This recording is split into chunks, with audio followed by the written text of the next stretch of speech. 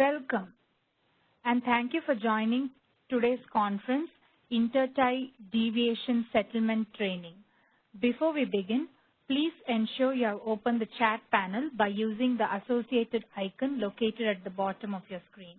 If you require technical assistance, please send a chat to the event producer.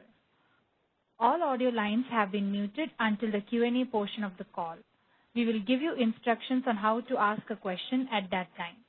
As a reminder, this conference is being recorded. With that, I'll turn the call over to Cynthia Henman, Lead Client Trainer. Please go ahead. Thank you, Shreyas. I appreciate it. Thank you for your patience for us getting started a little bit late here. We had a few technical difficulties. Today we're going to be covering the Intertie Deviation Settlement. I am on the phone I have some of my subject matter experts available here with me, and I'll have them introduce themselves as we go along if they want to pop in and add anything or help if I have any questions or if you have any questions. So why don't we just begin? And also, as Shreyas mentioned, this is recorded. We will be posting this recording along with the presentation on the ISO website, and I'll talk about that later. Also, there will be a course evaluation that we're going to send out to you afterwards. We hope you fill that out. So let's get started. The first thing we should talk about is why we are making changes to the Intertie Deviation Settlement. So what I'd like you to do first of all is think about this intertie scenario that we have available. Move this out of the way. So think about if we had a net scheduled interchange award in the hour-ahead scheduling process of 5,000 megawatts. We saw that the awards that were accepted by scheduling coordinators in ADS were 4,500 megawatts. Currently, ADS automatically accepts the rest of the awards. It assumes that if you were awarded that you're going to be providing those megawatts as an intertie scheduler.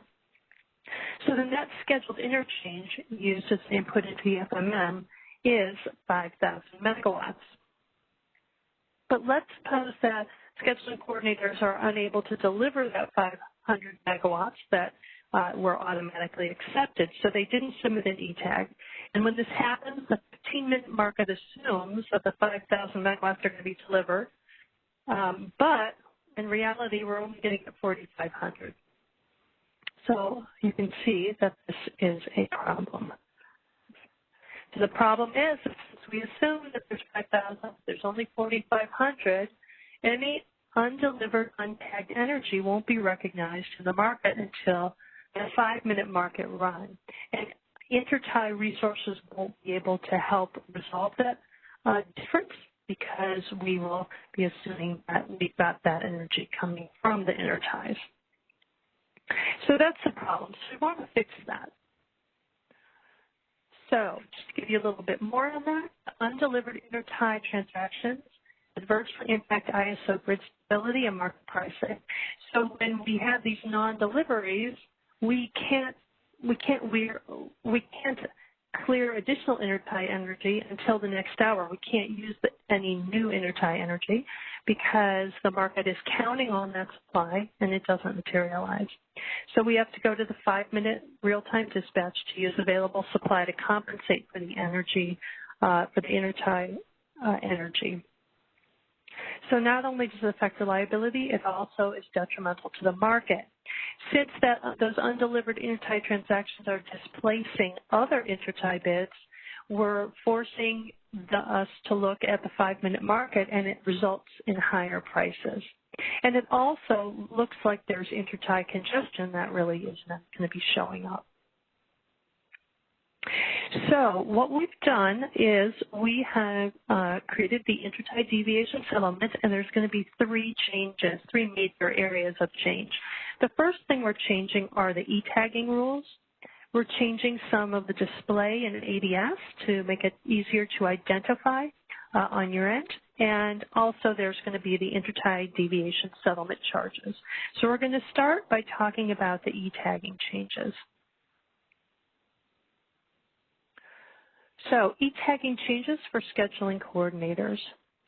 So the first thing is that we're recommending that scheduling coordinators submit an e-tag by 40 minutes before the hour with the transmission profile. So the NASB e-tagging deadline is 20 minutes before the hour, but for the ISO to have an idea of the amount of awarded megawatts that are going to be coming over the ties at the top of the hour, the ISO will need to see the transmission profile of the e-tag by 40 minutes before the hour. So the transmission profile must be equal to or greater than the economic bid or self-schedule for that intertie resource. If the SC has a transmission profile that's less than that at the HASP advisory schedule, the ISO is going to limit that megawatt value to that's scheduled in the FMM to the quantity that is in the HASP. So it doesn't exceed the quantity of the transmission profile. So also, the SCs will be allowed to revise the energy profile, we'll talk about the transmission profile in the first bullet, but up to 20 minutes before the hour, the SC can submit changes to the energy profile of the e-tag, and it needs to equal the economic bid or the self-schedule. And this is consistent with the NASB tagging deadlines that we have now. We're going to talk more about all of these things. Now, if no e-tag is submitted, the FMM schedule is going to be set to 0. So let's look at how this plays out. So this table shows the 4 binding intervals of an hour and also the e-tag submission deadline. So when the HASP schedule is submitted, the scheduling coordinator should submit the e-tag by T-40 with the transmission profile.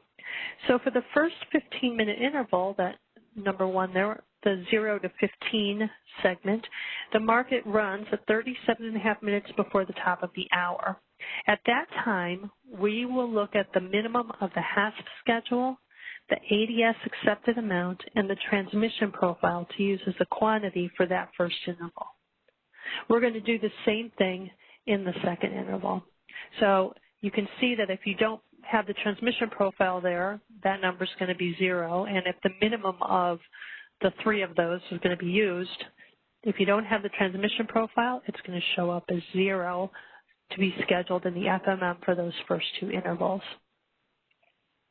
Now, the energy profile is due at T-20, 20 minutes before the hour, and if we get that, then for the third interval, we've received that energy profile in compliance with the NASB deadline.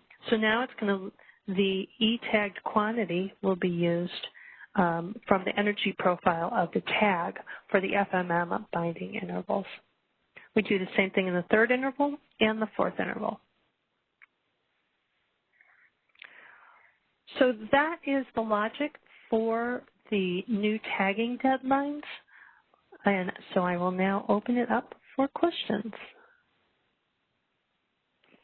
To ask a question over the phone, please press #2 on your telephone keypad to enter the question queue. You will hear a notification when your line is unmuted. At that time, please state your name and question. Once again, pressing #2 will indicate that you wish to ask a question. We do have a question on the phone line. Okay. Caller, your line is unmuted. Please go ahead. Hey, Cindy, this is Susie Niederkorn with MA Energy. So Hi, I got Susie. a quick question. So the e-tag deadline is currently T-20. So, right. So you're saying the new deadline will be T-40, which will be in line with the hourly base schedule submission deadline, right? Am I understanding this correctly? I don't know that it is because of the base schedule deadline, but the T40 is when we recommend that you get the transmission profile in, so that we can know what it is that you're going to be tagging for those first 2 intervals of that hour.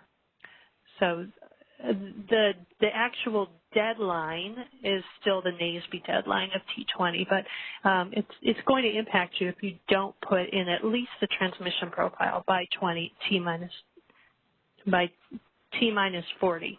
Well, T minus 40, that makes sense though, because of the first 15 minutes run started T minus 37.5. So T minus 40 would be much better to reduce. Agreed. Yeah. Thank you, Yeah. Susie. Thank you, Susie.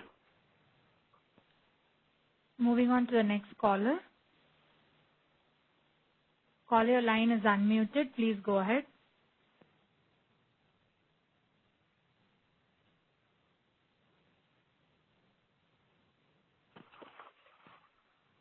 Caller, please go ahead and ask your question. Your line has been unmuted. Please unmute the device from your end. Yeah, sorry, I was on mute. It's David Francis, DTE Energy Trading. Isn't the bilateral transmission purchase still available at T-minus 39?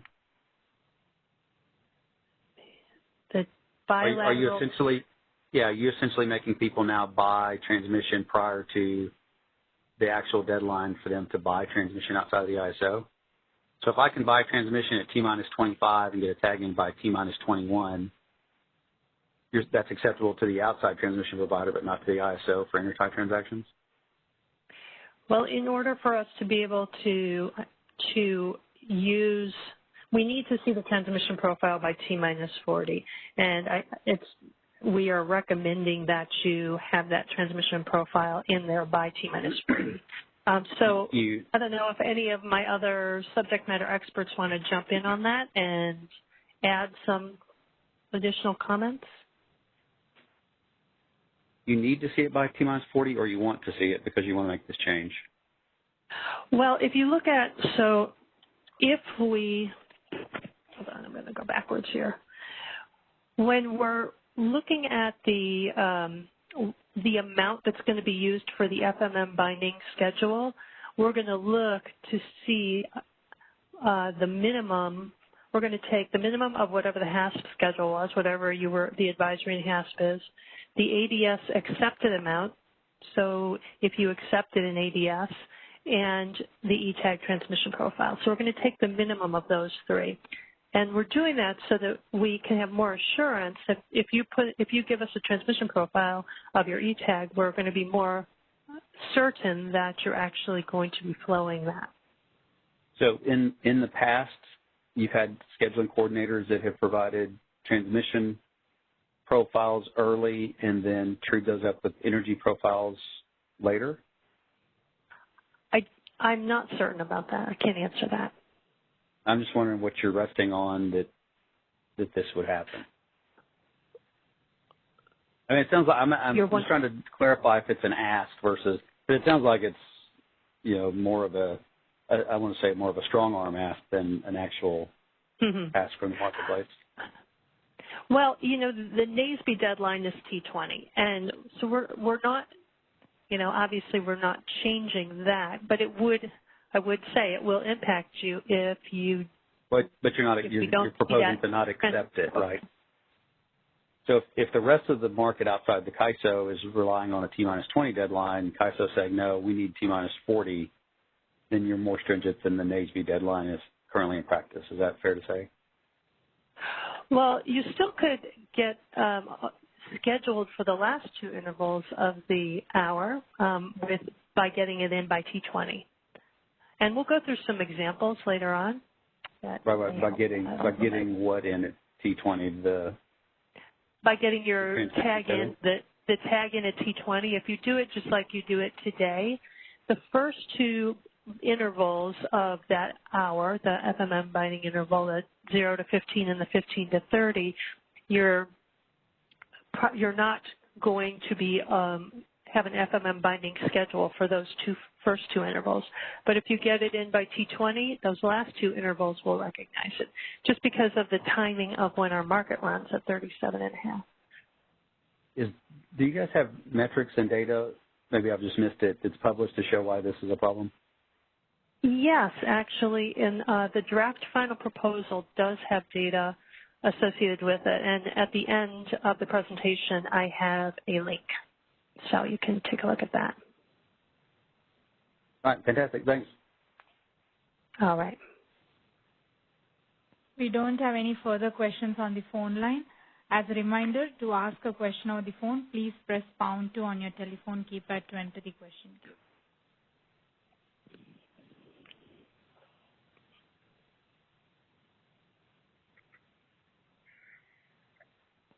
I don't see any questions on the phone as of now.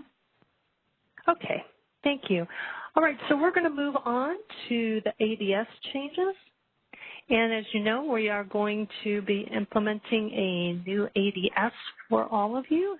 And there is going to be a new field in ADS that's going to help with the Intertie Deviation Settlement. So ADS is going to display the HASP schedule, the SC's accepted value, and the delta between that HASP schedule and the SC's accepted value. Let me close this box here. That last bullet there, the delta between the HASP schedule and the SC accepted value, is actually the new field that doesn't exist today. We're also going to extend the time frame that SCs are going to have to accept, partially accept, or decline awards. There's going to be an additional 5 minutes in there. So let's take a look at ADS. So this is a snapshot of ADS, and you can see we have these numbers here. Number 1 is that hourly dot received from the real-time market from the previous hour, and then number 2 is the hourly dot received for the real-time market for the current hour. So the previous hour, if you look at the first line, is 12, and the current hour is 15. Those are the two purple, number 1 and number 2. And so the delta will be 3. And you're going to see that it's number 5. These aren't in order. But you'll see that the delta between the hourly dot received from the real-time market for the previous hour and the current hour, there's a delta there in column number 5. Then there's the SC's accepted hourly dot for the previous hour and the current hour. That's number 3 and 4, the two red icons. And so the delta there, you'll find that in column number 6, negative 1.5. Number 7 is the new field, and that's where we're looking at the difference between the SC's accepted hourly DOT for the current hour and the hourly dot received for the real-time market for the current hour. So you'll see the absolute value difference there in that new column. That number will also be sent over to settlements to be used for the Intertie Deviation Settlement calculations. So that is what ADS is going to look like. Obviously, there's a lot of other fields in ADS, but that's going to give you an idea of what you're going to be looking for. That's all I really have about ADS, but again, we'll open it up for questions. I do have one other thing. As I was trying to figure out all of this timing of when all of these things happened, I put together this little clock, and maybe this will help you as well. So if the HASP is published at the top of the hour, the scheduling coordinators will have until T-45, which is 45 minutes before the hour, to accept or decline or partially accept in ADS. Then at 40 minutes before the hour is when we're looking for that E-tag transmission profile from our scheduling coordinators, so that when the FMM runs at T-37.5, we have that available to us. We're going to be publishing that as we move over to the left at T-22. The FMM is published at T-22.5, and the energy profile is due at T-20. And the ISO is going to put in whatever you have published at, the FMM published in your energy profile, and you can ensure that's right or change it as you need to. So that was all I had there, and so I have time for questions about ADS. So Shreyas, if there are any questions about the changes to ADS, this would be great. Sure. There is one question on the phone line. Okay. Caller, line is unmuted. Please go ahead. Cindy, Susie Niederkorn with NV Energy. Hi, Susie. So you're saying that the previous slide, you know, on the ADS screen, is that the column, the new column showing the current DOT delta, the 7. So that one. Yep. Is that one the hourly delta, right? It's not 5 minutes. It is not 15 minutes. That's the hourly delta, right? It's going to be showing up, you know, that in entities settlement. Is that correct? Right. It's looking at the hourly. Okay. That's so just make sure we're not going to, because the specific charge code is going to show in the hourly on the UIE, I would assume. Well, can I hold that question until we get to the settlements piece? Okay. Thank you. All right. Sure. Moving on to the next caller. Caller, your line is unmuted. Please go ahead. Hi, Cynthia. This is Amy from Modesto Irrigation District. And can we look at Hi, your Amy. clock screen again? Hi, thanks. Yes. Okay. So, and my apologies. I am kind of new to this initiative. Mm-hmm. My question is, isn't it still possible that the ISO is still going to have the same problem if an SC puts a schedule in HASP, accepts it in ADS, turns in the transmission profile at T-minus 40, and at T-minus 20 puts in a zero energy profile? Aren't you still in the same position for the first two intervals that you're in right now? We absolutely, that's true. That's true. And we're going to run through some scenarios on that, but you're right. Okay, so is it somewhere in the settlements that actually fixes your problem? Because I'm kind of thinking this doesn't sound like it fixes the problem. So we are going to change the settlement so that there's more of an incentive to not have that happen. And when we get to the settlements, we'll talk about that. But if your tag, I'd rather hold off until I get to the settlements because I don't want to say this wrong. But you are right. We still have a problem, but again, the settlements are going to provide incentives for scheduling coordinators to not want to do that. I mean, I know you wouldn't do it on purpose, but I don't think anybody wants to do this anyway. I know. I mean, they don't want the problem, but things seem to happen, and it seems like they could still happen. Right, and I think, it's just that if we can get that transmission profile earlier, we can have a better idea of what we're to expect when that hour comes along. But right, it's not going to be a perfect answer. Okay, thanks. Mhm. Other questions? We don't have any further questions on the phone. To ask a question over the phone, please press #2 on your telephone keypad to enter the question queue. To submit written questions, select all panelists from the drop-down menu in the chat panel, enter your question in the message box provided, and send.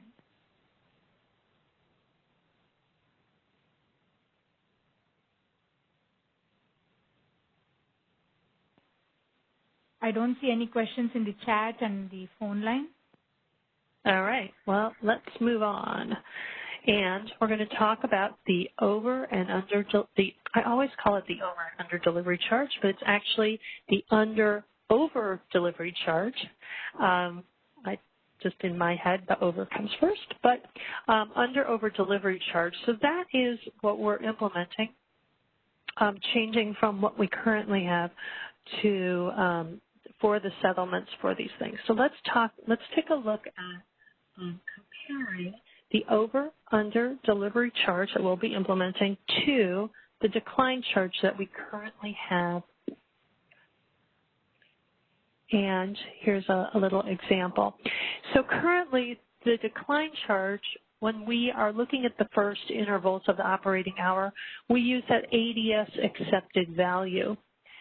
Now, with the over and under delivery charge, we're going to be looking at the minimum of the HASP dispatch, the ADS accepted value, and the ETAG transmission profile. It used to be that we could not identify curtailments, and so they were, or currently, are included in the decline charge. But now we're going to be able to pull those out so you would not be charged when you're curtailed for reliability reasons. It used to be that this is a monthly charge. The decline charge is a monthly charge with a 10% threshold. Now we have no threshold, and we're applying this on a 15-minute interval. So for every 15 minutes. The decline charge compares HASP schedule to the FMM award, but now the HASP schedule is going to be compared to the ETAG for hourly block schedules and the transmission profile for FMM resources. It used to only apply to hourly block resources. Now it applies to hourly block resources and all other intertie resources, the 15-minute resources, except for the dynamics. It does not apply to the 5-minute resources. Currently, we're only looking at underscheduling. When this is implemented, it's going to look at overscheduling and underscheduling, because overscheduling also can cause issues for our reliability. The decline charge was 50% of the FMM LMP. Now we're going to actually use the maximum of the FMM or the RTD LMP. We're going to use 50% of that as the price for the over-under delivery charge, and there's going to be a $10 floor on that. The last thing hasn't changed, allocated to monthly measured demand, the less ETCs and TORs, and it's still going to be allocated to that same group. So as I mentioned, we're going to be excluding curtailments from counting towards the under-over delivery charge. So deviations that occur because of the actions of a scheduling coordinator will be subject to the under-over delivery charge. But if a deviation occurs because of reliability reasons, they'll be excluded from that charge, from that penalty.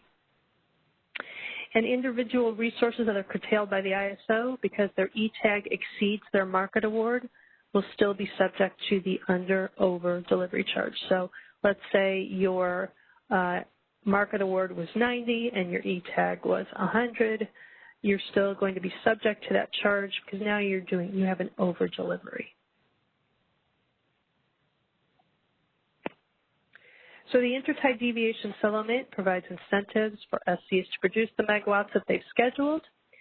This is kind of a recap. It's applicable to every settlement interval, not just monthly. We're looking at every 15-minute interval.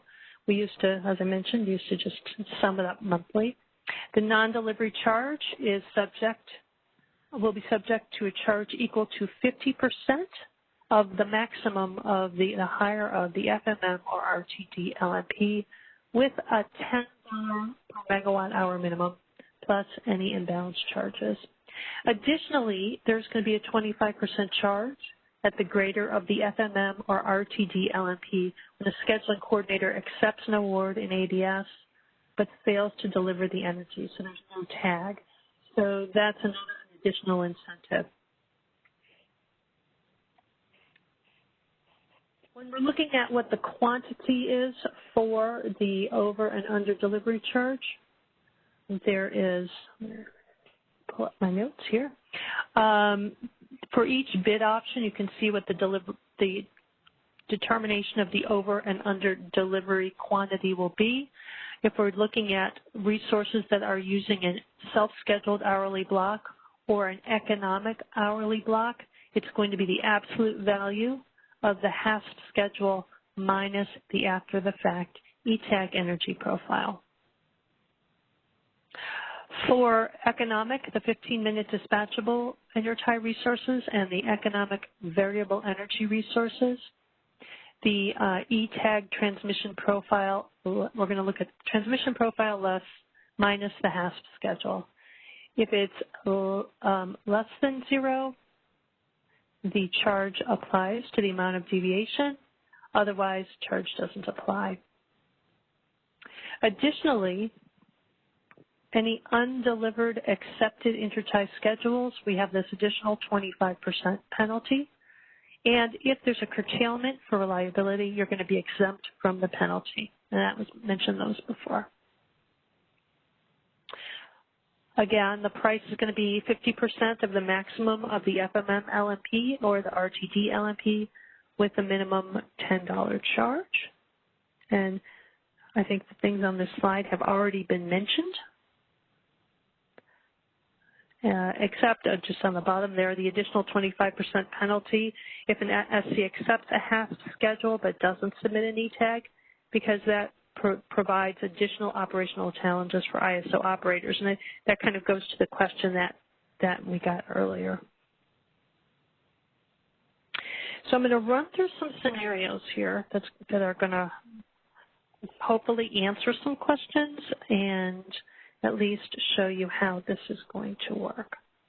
So let me get over here.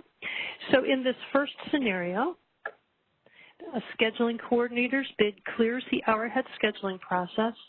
The award is accepted in ADS and with an ETAG with a transmission profile submitted by T-40.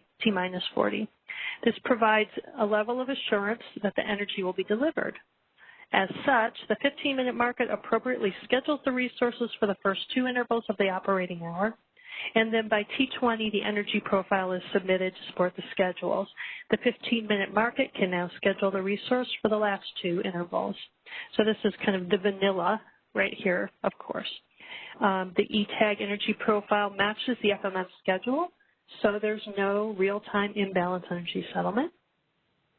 And the ETAG energy profile matches the HASP schedule, so there's no over or under delivery charge. So this is kind of our base case here. Now, in the next scenario, the award is declined in ADS. So in this case, the award was declined and a no ETAG was submitted. The 15-minute market reflects this by not scheduling the resource for any interval of the hour. The ETAG energy profile matches the FMM schedule, which is 0, and therefore there's no real-time imbalance energy settlement. And the ETAG energy profile doesn't match the HASP schedule because the HASP schedule was some amount, and you declined and did not submit a tag. So the energy profile doesn't match the HASP schedule, so the under-over delivery charge would be applied in this situation for all 4 of the intervals.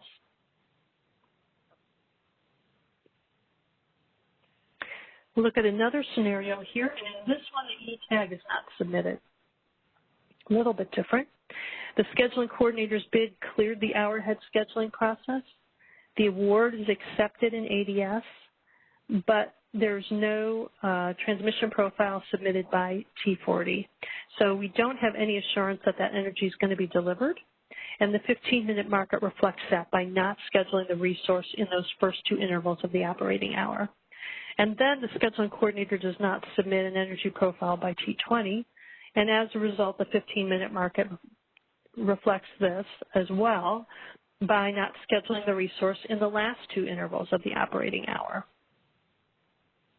So the only difference between this scenario and the previous one is that the accept decline in ADS is the only difference. And when the scheduling coordinator declines the award, the grid operator has advance notification that it's not going to be delivered. But in this scenario, we didn't know. So again, there's going to be this additional 25% charge for not tagging.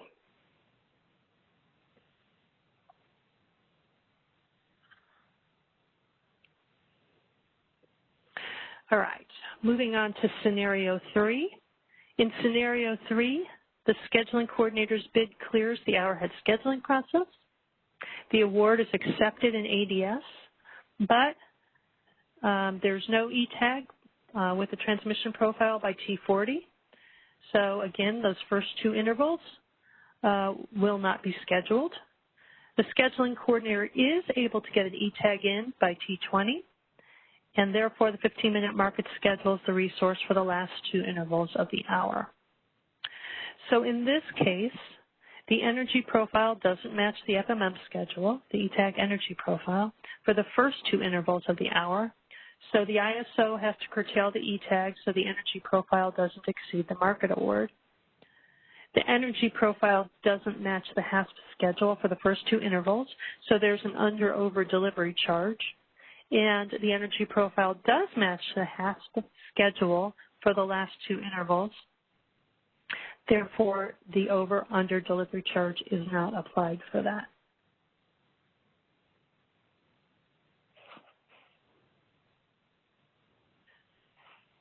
There's some additional notes related to this scenario. Consistent with the current scheduling policy, the ISO will not allow energy to flow if the energy profile exceeds the market award. So that results in a curtailment, as I mentioned, in scenario 3, and it prevents overscheduling on the interties. The ISO is going to automate curtailment at approximately T-15, so the E-tag energy profile will be curtailed to match the FMM award. And curtailments can occur for each 15-minute interval, and they're going to be subject to that under-over delivery charge. I have one more scenario, the fourth scenario. In this case, the scheduling coordinator's bid clears the hour-ahead scheduling process. The award is accepted in ADS, and an E-tag with a transmission profile is submitted by T40. The transmission profile provides that level of assurance that energy is going to be delivered. Therefore, the 15-minute market schedule schedules the resource for the first two intervals.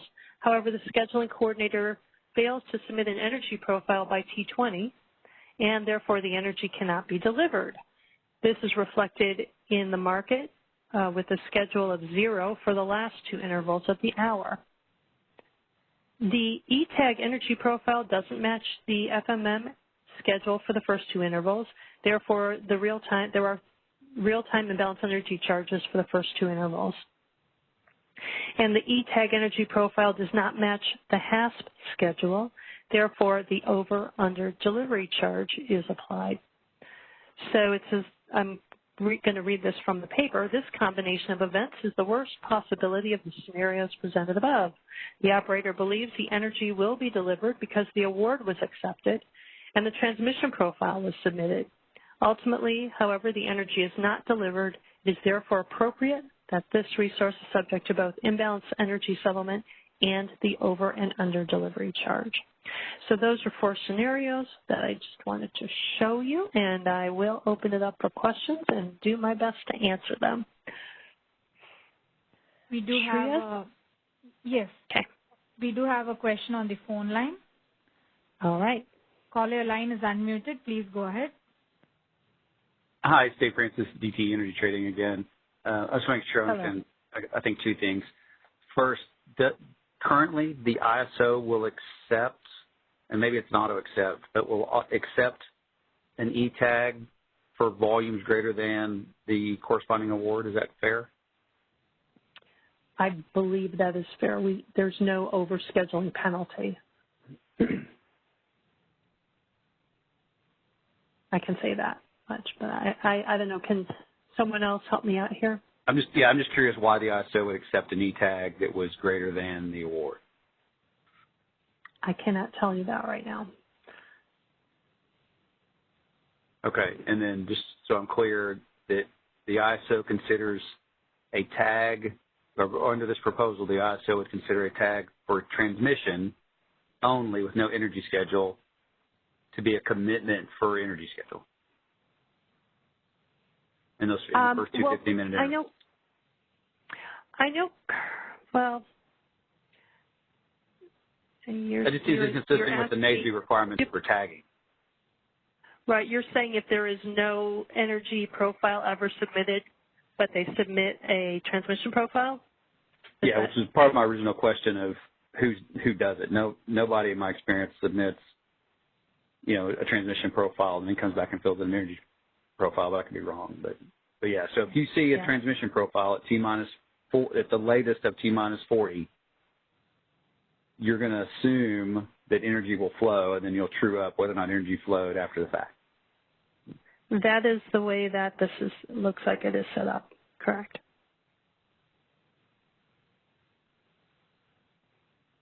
All right. I appreciate the perspective. I'm not sure how that's consistent with the tagging requirements, but okay. I just want to make sure I understood the way you're presenting it. Thanks.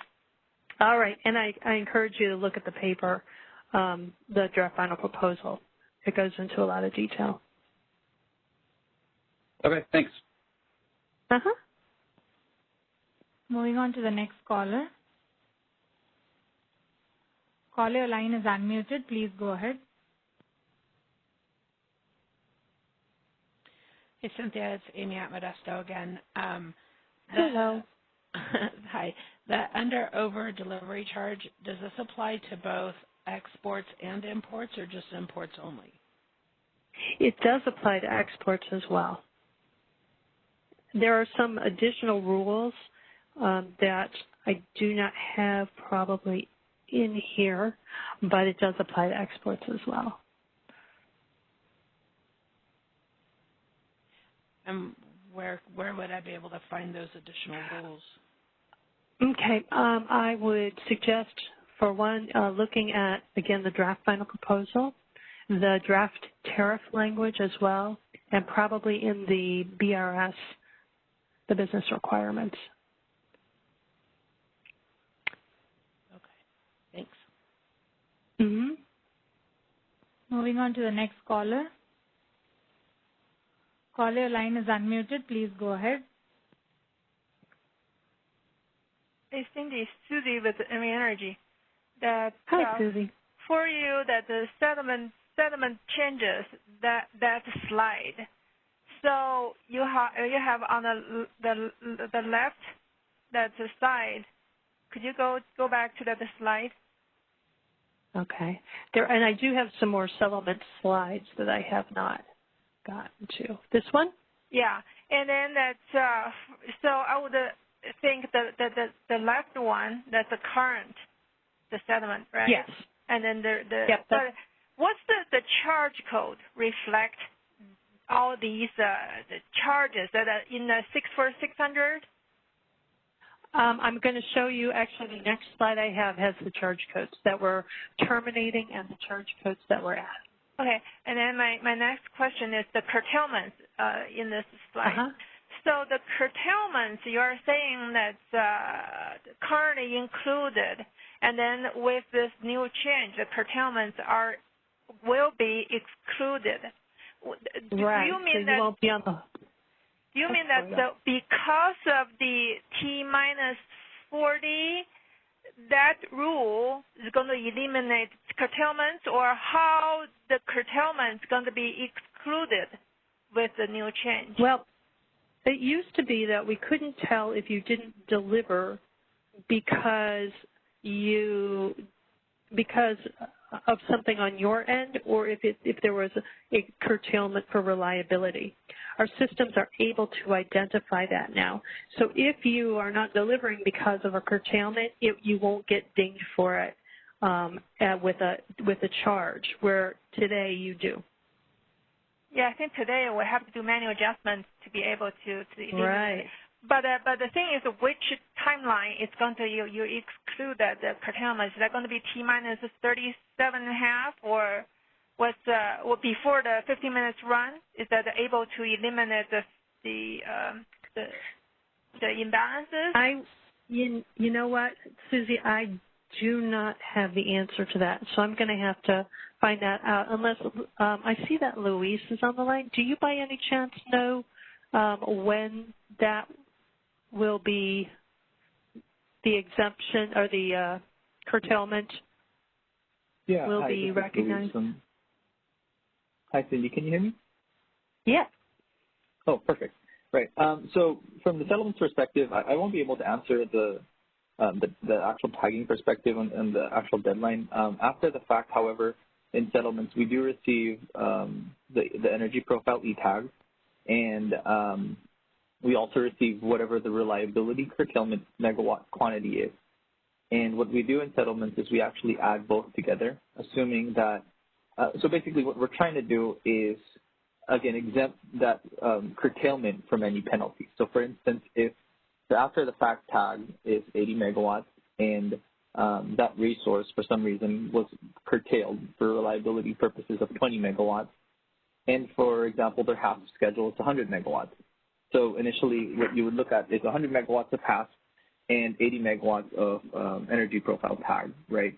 So essentially you would subtract those two, you would get the under-over delivery penalty quantity. However, because there's a 20 megawatt reliability curtailment, we actually add that back into the tag. So we basically do 80 plus 20. And then when you do the subtraction, you do 100 minus 100, you actually don't get penalized for that specific scenario. So is that the currently, for example, if the curtailment is showing in the 64600 the charge code, and then with the new change, the true up, you're saying they're going to be show up in the 64700, or they're going to have a new charge code to show all these changes. Luis, do you know? So let me step back and say that the IDS or Intertie Deviation Settlement only affects TISO resources. So these are not going to be implemented for EIM resources. I know I'm only saying this because you're mentioning 64600 and 700, which are EIM charge codes. However, to get back to your question, for curtailment purposes, the after the fact tags that we receive in settlements will always already reflect curtailments. So any settlement in your IIE charge codes will already reflect tags that have been curtailed.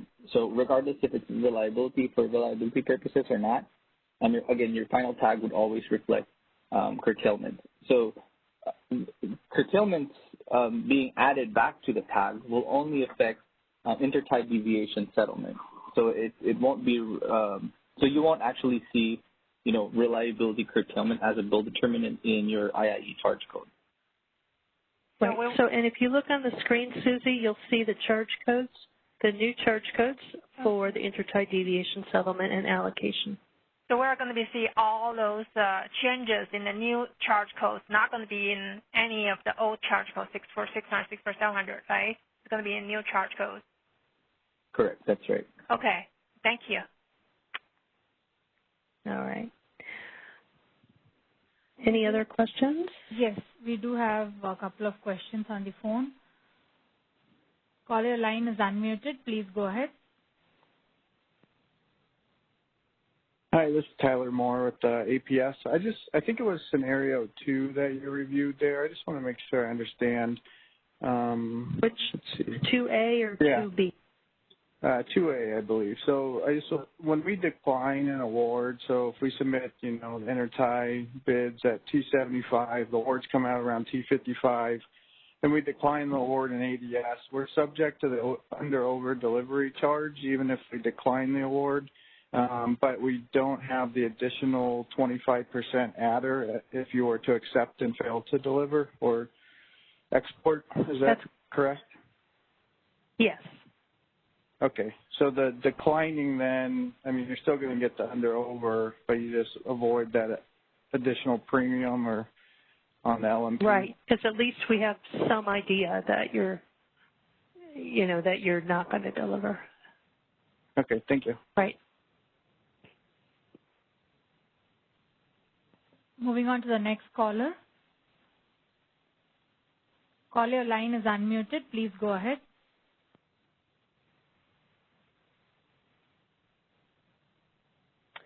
Hello, Cindy, this is Sandra from Spud & Bank. I have a question about the reliability curtailment piece of it. How is CAISO going to know when the curtailment is due to reliability? Is that something that flows from ADS, or what system does that start in? I do not know the answer. Can any of my subject matter experts help out with that?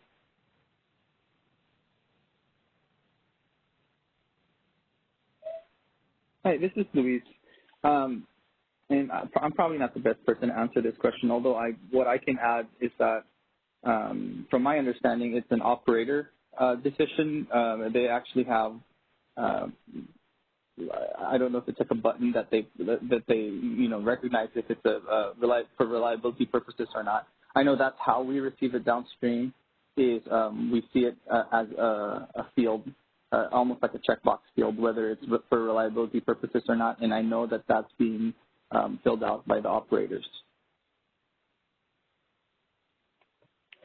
So we'll be able to, I'm assuming we'll be able to see that in ADS so that, for our validation purposes.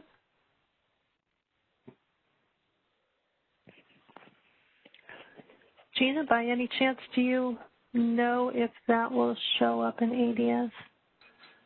So I believe no worries. So I think I'm getting confirmation that they do the curtailment in our transaction scheduling software, IPS. I am unsure. We'll have to double check the ADS piece of it. I believe there's a raising code which they have to submit. So the question is, does that raising code get published downstream to ADS? So we can find out. Yeah. Okay, thank you. There are no further questions on the phone line, and I don't see any questions on the chat as well. All right. So I will continue on here because we're close to actually we're over time. So I'm going to go through this pretty quickly. These are the new charge codes, charge code 6456 and 6458. 6456 reflects the Intertie Deviation Settlement, and 6458 is allocating it to measured demand. We have some pre-calcs that needed to be updated to accommodate this, and those two are listed, and then we are terminating those decline charges and the allocation of the decline charges. I'm going to skip the examples, but I'm going to post them so you'll be able to see them, and you can certainly ask questions about them. And there's a couple examples there, so we'll just jump over that. And I just want to summarize what we talked about today. The purpose of this intertie deviation settlement is to provide incentives for intertie scheduling coordinators to deliver in alignment with what was awarded. The ETAG rule changes provide the operator with a better assurance of the amount of megawatts that are going to be delivered. There are some ADS changes with a new column that's going to provide you with some more information about those intertie deliveries and the delta. And then the settlement changes to provide some additional incentive for delivering intertie megawatts, the under-over delivery charge. I have also at the end here, there are two market sim scenarios. Again, I'll let you take a look at those. Those are two structured scenarios that we have. You can also find this on the ISO website under the release review page. I'm going to give you the link to those. There are two BPMs. Market operations is going to have some ETAG rule changes, and the settlements BPM is going to have the new configuration guides and removing the decline charge. To find those things, if you go to the stakeholder process page, you can find the draft final proposal that I mentioned along with the presentation, the Board of Governors, and the draft tariff language. So for those questions that came early on where I suggested that you can take a look at these resources, you'll see here at the bottom a link to where those documents are located. Additionally, on the release planning page, you can find the business requirements and the settlement details with the draft configuration guides, and the link to that is at the bottom of the page as well. So I will open it up to final questions, and then we will, again, be posting this presentation. I will also be sending out a course evaluation. So Shreyas, if we could just open it up for any last questions. Sorry to go through the end so fast, but they will be available to you, and it's listed out pretty well so you can read it and log in. We do have a question on the phone line. Caller line is unmuted. Please go ahead. So this is largely settlement changes. But however, how do we need to communicate with our operation? Should we say T minus 40 that transmission profile needs to be submitted. That's a requirement. Be able to, make this the change, or how is there way? Right. So in order to get that tagging, the megawatts that are going to flow into those first two intervals, of the first two 15-minute intervals, you're going to need to have that transmission profile by T40, T-40. So we should set up a requirement, I would think. Not strong requirement, but should be a requirement. It's a strong recommendation. Okay. Hey, thank you. There are no further questions on the phone line, and I don't see anything in the chat as well. All right. Well, thank you all very much. And again, I'm sorry to interrupt. I'm sorry to interrupt. A question just now came on the phone line. Will you be taking it? Okay. Caller, your line is unmuted. Please go ahead.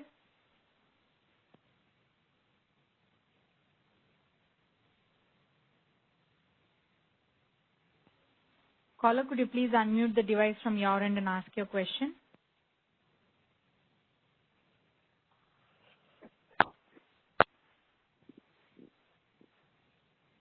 Hello? Yes, please go ahead and ask your question. Hello. Hi, can you hear me now? Yes. Okay. This is Neil from Seattle City Light. I was just wondering if CAISO has any kind of training in terms of for the operators to know that this change is coming, or is this up to us to communicate that to our operators? I can check that out. I don't know of any operator training that, I have not heard about any, but I will check it out and see what we can do about getting some additional information out there if not. Okay, that would be helpful because it would be good if they actually knew too. I mean, we can try to communicate it to us through our internal, but I think through you guys would be probably better. Okay. Thank you. Will do. There are no further questions on the phone line, and I don't see anything on the chat as well. Okay. And if you do have more questions, I put up a slide. You can send them to customerreadiness@caiso.com. I'm going to look at these questions that I received that I copied down here and add them on to the presentation, post it, and we will get it to you on the Learning Center on caiso.com. You'll probably see it in a few days once we get the recording as well. So thank you all for sticking around for a few extra minutes. I really appreciate it, and we'll talk to you next time. Have a great day. That concludes our conference. Thank you for using AT&T Event Services. You may now disconnect.